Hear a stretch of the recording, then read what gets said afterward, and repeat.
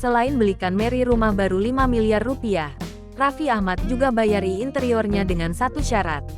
Mary mengungkap beberapa cerita lucu di balik rumah barunya yang terlihat sangat mewah berkat pemberian dari Raffi Ahmad sang bos. Beber cerita awal bisa dapatkan rumah serta interiornya dengan lengkap.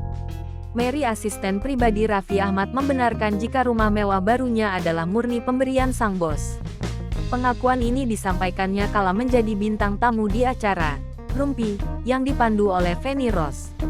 Mary menyebut jika rumah yang ditafsir memiliki harga 5 miliar rupiah tersebut murni dibelikan oleh suami Nagita Slavina tanpa mengurangi gaji per bulannya.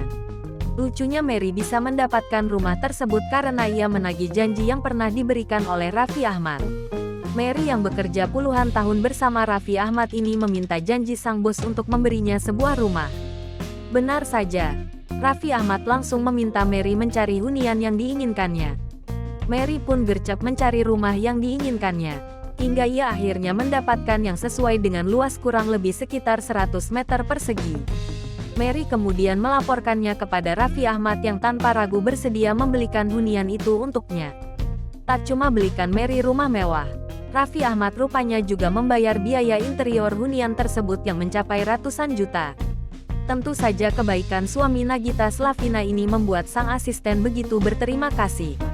Namun lucunya, Raffi Ahmad yang mengaku akan membayar desain interior rumah Mary justru memberikan satu permintaan sederhana.